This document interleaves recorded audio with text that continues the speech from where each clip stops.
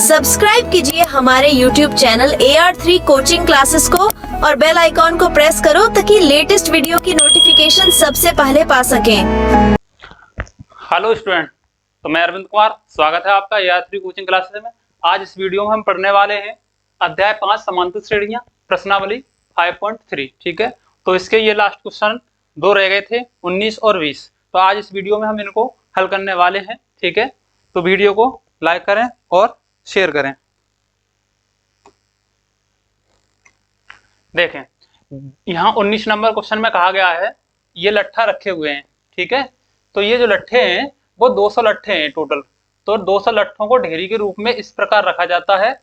सबसे नीचे वाली पंक्ति में 20 लट्ठे हैं, यानी कि सबसे जो नीचे पंक्ति है उसमें लट्ठों की संख्या कितनी है? 20। ये वाली जो पंक्ति है इसमें 20 लट्ठे हैं। इससे ऊपर वाली पंक्ति में 19 लट्ठे हैं और इससे ऊपर वाली पंक्ति में 18 लट्ठे हैं।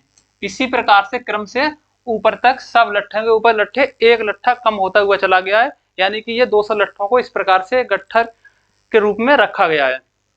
अब यहाँ कहा गया है ये 200 लट्ठे कितनी पंक्तियों में रखे गए हैं तथा सबसे ऊपरी पंक्ति में कितने लट्ठे हैं।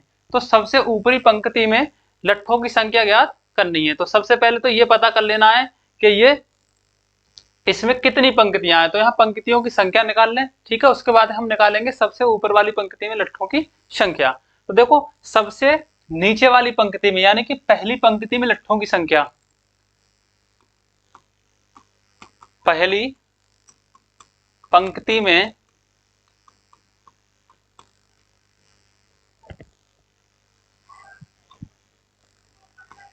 लट्ठों की संख्या बराबर कितनी है? 20 है। ठीक है, इसी प्रकार से दूसरी पंक्ति में कितनी है? दूसरी पंक्ति में लट्ठों की संख्या कितनी है? 19। तीसरी पंक्ति में लट्ठों की संख्या कितनी है? 18। ठीक है, तो इस प्रकार से 20, 19, 18 और ये 17, इस प्रकार से क्या बन रही है? यहाँ पर एक हमको श्रेणी प्राप्त हो रही है जो कि एक AP है। ठीक है, तो इस प्रकार से श्रेणी प्राप्त होती है।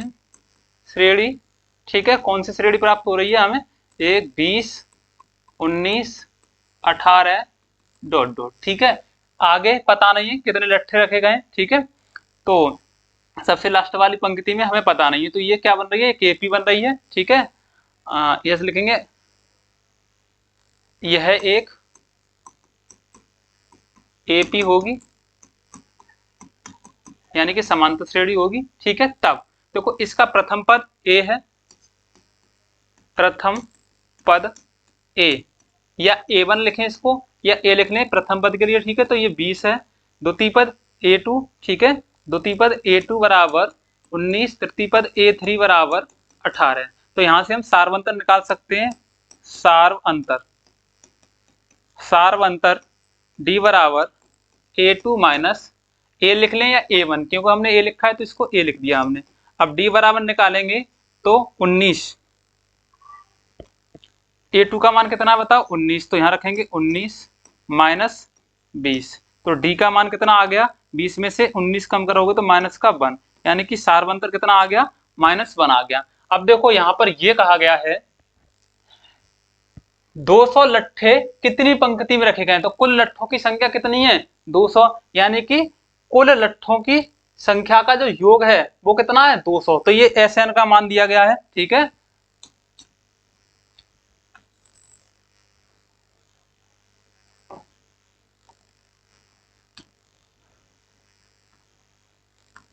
कुल लट्ठे यानी कि SN बराबर कितने दिए गए? 200। ठीक है, हमें निकालना क्या है? पंक्तियों की संख्या। तो माना N पंक्ति में रखे गए। ठीक है, माना N पंक्ति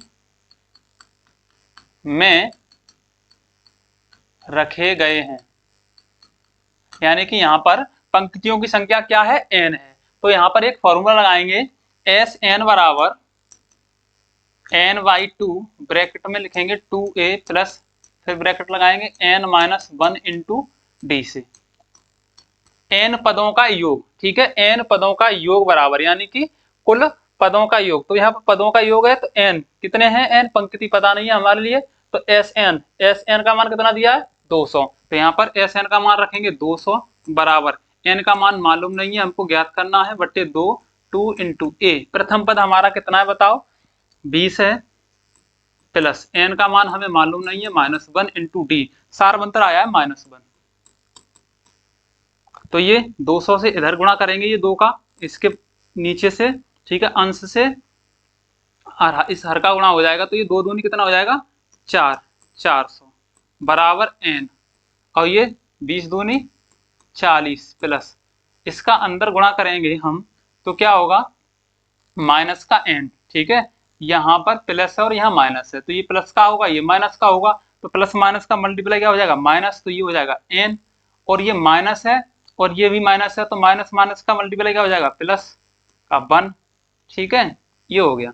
अब इसको आगे हल करेंगे, 400 बराबर n, फिर 40 में 1 प्लस का जोड़ देंगे 41 माइनस का n, अंदर गुणा कर देंगे यहाँ इसका, 400 बराबर 40 41 के साथ n का गुणा करेंगे तो 41n माइनस n का n के साथ गुणा करेंगे तो n स्क्वायर। इस पूरे टर्म को क्या करें इधर ले आए, इसका पच्छंद कर लें, तो ये प्लस का है वो माइनस का हो जाएगा, जो माइनस का है वो प्लस का हो जाएगा, तो यहाँ पर क्या करेंगे हम, ये n स्क्वायर हो जाएगा प्लस का माइनस का हो जाएगा 41n, और ये प्लस के ही रहेंगे इधर 400, ठीक है, is equal to 0।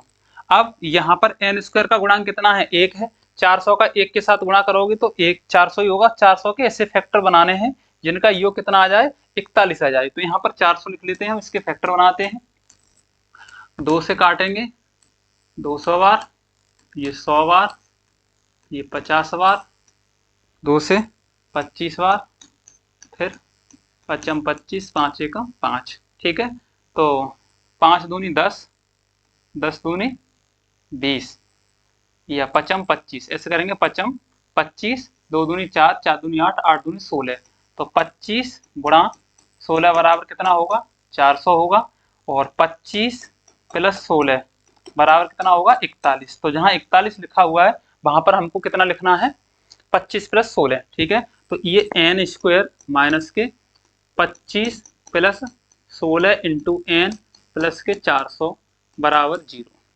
n square minus के 25 प्लस माइनस का मल्टीप्लाई, यहाँ पर पहले n और लिखेंगे गुलाम है, माइनस हो जाएगा 16n प्लस 400 बराबर 0।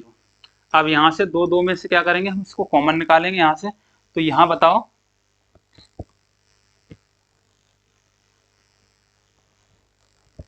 अब यहाँ से n कॉमन निकाल सकते हैं, क्या निकाल सकते हैं n, तो n कॉमन निकालेंगे तो यहाँ n माइनस के 25 बचेंगे, ठीक है, और दूसरा फिर यहाँ पर माइनस लगाएंगे 16 कॉमन ले लेंगे यहाँ से, तो इधर तो n बचेगा, माइनस 16 का भाग 400 देंगे तो 25 बार बराबर 0, ठीक है। अब देखो यहाँ पर n माइनस 25 n माइनस 25 दोनों जगह से कॉमन ले लेंगे,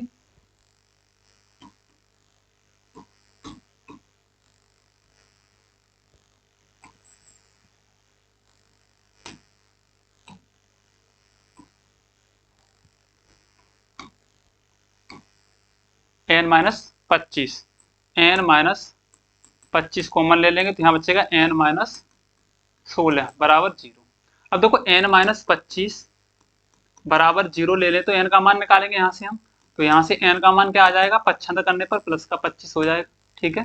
दूसरा n का मान हम n माइनस 16 रख के 0 कर लेंगे, तो यहाँ से n का मान कितना आ जाएगा 16। अब n के मान कितने आ गए 2, या तो लट्ठों की जो पंक्तियां आ रही हैं उन पंक्तियों की संख्या 25 होगी या 16 होगी। अब हमें ये कैसे पता चलेगा कि होगी क्या, तो फिर इस n का मान हम निकाल लेंगे रख के, ठीक है, क्योंकि लट्ठों की संख्या, तो ये हम यहां से n बराबर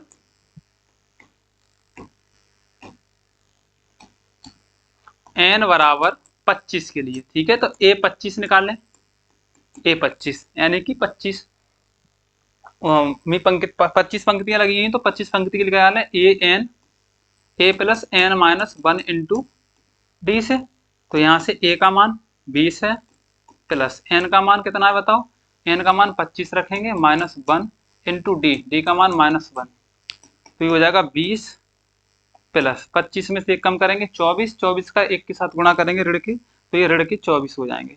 24 में से 20 कम करेंगे तो माइनस के 4 बचेंगे, यानी कि यहाँ पर A25 का मान क्या आ रहा है, ऋणात्मक, जो कि संभव नहीं है। इसलिए n यानी पंक्तियों की संख्या 25 नहीं हो सकती। ठीक है, तो यहाँ पर पंक्तियों की संख्या 25 नहीं होगी। अब रखेंगे हम n का मान 16, n बराबर 16। तो a 16 का मान निकालेंगे, a plus n minus 1 into D से। अब देखो a 16 बराबर a का मान 20 प्लस n का मान 16 ऋण 1 गुणा d का मान माइनस 1। आगे ये 20 प्लस 16 में से 1 कम करेंगे 17, वो सॉरी 15, 15 का इसके साथ गुणा करेंगे तो माइनस के 15 हो जाएंगे, माइनस के 15। तो यहाँ से a 16 बराबर कितना आ जाएगा, 15 घटाएंगे 20 में से तो 5, यानी कि ऊपर सबसे ऊपर 16वीं जो पंक्ति है उसमें लट्ठों की संख्या क्या होगी, 5 होगी। ठीक है, और कुल पंक्तियों की संख्या कितनी होगी, तो पंक्तियों की संख्या जो है वो कितनी होगी, 16, यानी कि 200 लट्ठों को 16 पंक्तियों में रखा गया है और सबसे ऊपर वाली जो पंक्ति है उसमें लट्ठों की संख्या कितनी है, 5। ठीक है, तो यहां पर पंक्तियों की संख्या, पंक्तियों की संख्या n बराबर कितनी है, 16। ठीक है, क्योंकि 25 तो हो ही नहीं सकती, क्योंकि 25 पे -4 आ रहा है जो कि ये असंभव है। ठीक है, किसी की संख्या जो है वो यहाँ पर कोई अगर वस्तु है तो उसकी संख्या ऋणात्मक नहीं हो सकती। ठीक है, तो यहाँ पर ये 16 पंक्तियों की संख्या होगी और 16वीं, देखो ये 16वीं पंक्ति के लिए निकाल रहे हैं तो 16वीं पंक्ति में लट्ठों की संख्या, लट्ठों की संख्या यानी कि A16 बराबर कितनी है, 5। तो 16वीं सबसे ऊपर वाली पंक्ति में लट्ठे कितने हैं, 5 हैं और कुल पंक्तियों की संख्या कितनी है, 16 है। ठीक है, तो ये था आपका 19 नंबर क्वेश्चन। नेक्स्ट पढ़ते हैं 20 नंबर पर। अब यहाँ देखते हैं, थोड़ा सा सवाल पढ़ने में बड़ा है, ठीक है, लेकिन है बहुत आसान। एक आलू दौड़ में प्रारंभिक स्थान पर एक बाल्टी रखी हुई है जो पहले आलू से 5 मीटर की दूरी पर है। कितनी दूरी पर है, 5 मीटर की दूरी पर है, तथा अन्य आलुओं को, तो मैं इसको थोड़ा छोटा कर लूं क्योंकि पढ़ के तो मैं सुनाऊंगा ही।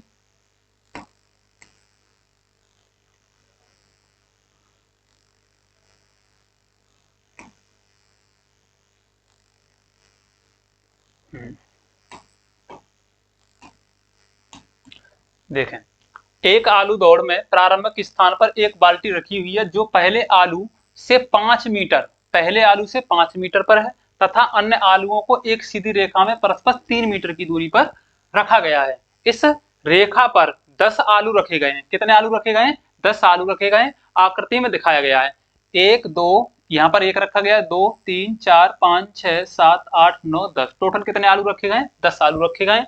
प्रत्येक प्रतियोगी बाल्टी से चलना प्रारंभ करती है। ये जो प्रतियोगी है वो यहाँ से चलना प्रारंभ करती है और निकटतम आलू को उठाती है, उसे लेकर के वापस आकर दौड़कर बाल्टी में डालती है। यानी कि प्रतियोगी जो है वो यहाँ से चलना स्टार्ट किया, ये पहले आलू की जो दूरी है वो 5 मीटर है, 5 मीटर चली, आलू उसने उठाया और फिर 5 मीटर वापस आई तो उसने आलू किस में डाल दिया, बाल्टी में। यानी पहले आलू को उठाने के लिए बाल्टी में डाला उसने, तो कितनी दूरी चलनी पड़ी उसको, 10 मीटर। ठीक है, कितनी चली, 10 मीटर।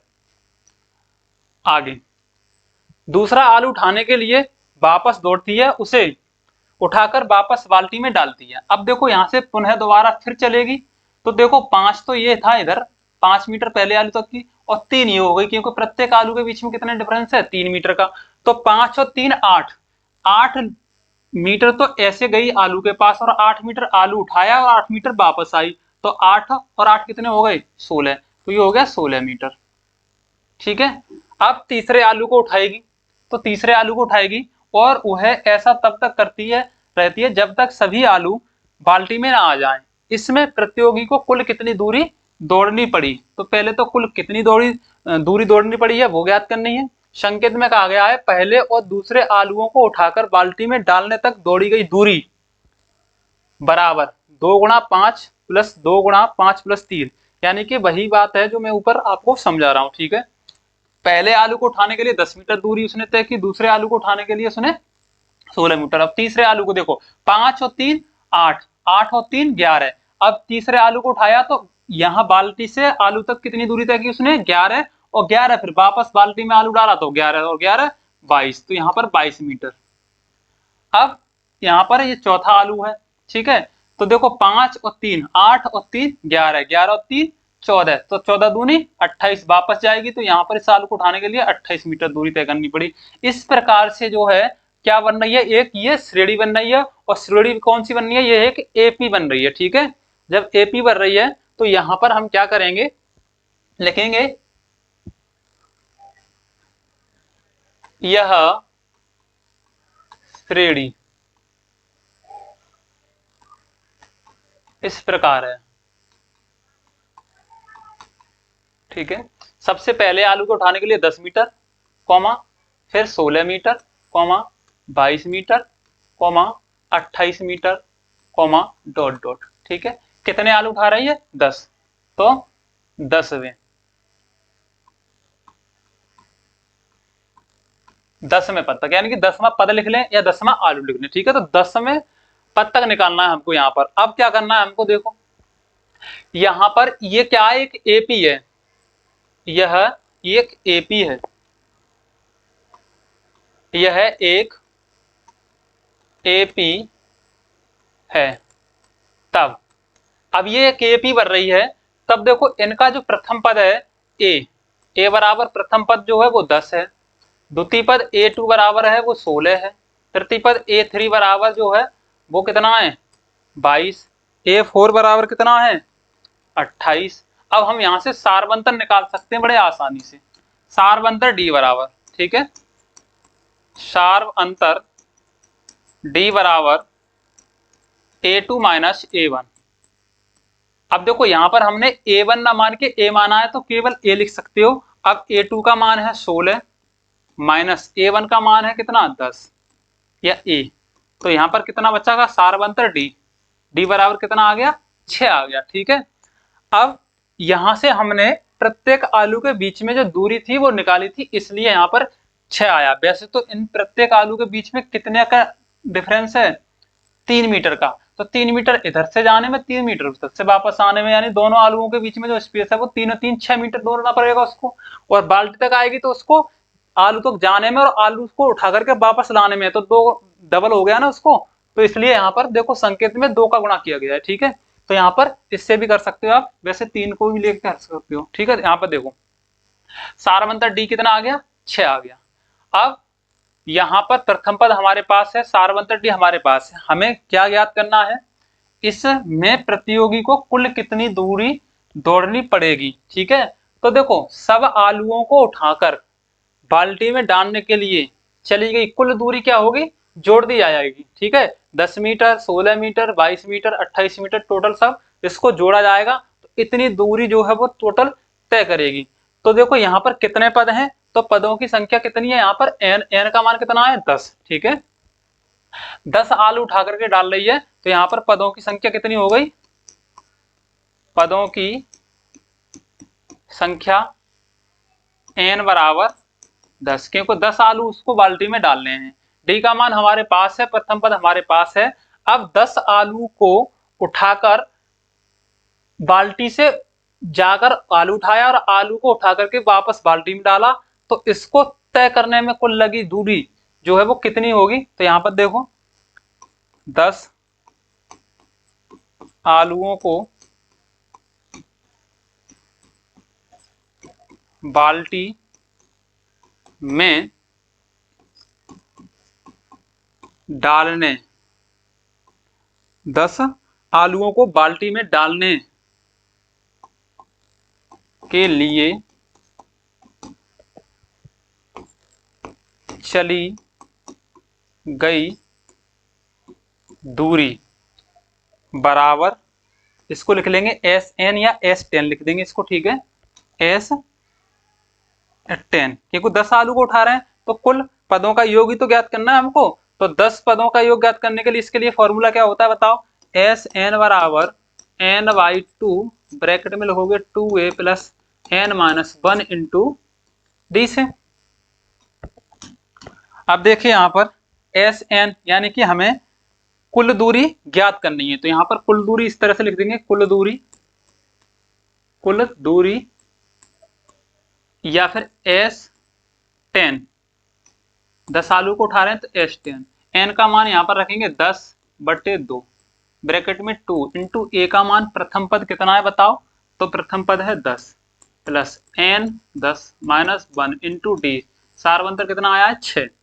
अब देखो ये हो जाएगा 5, 10 दूनी 20 प्लस 1 कम करोगे 9 गुणा 6, 5 गुणा ये 20 धन 9 6 54।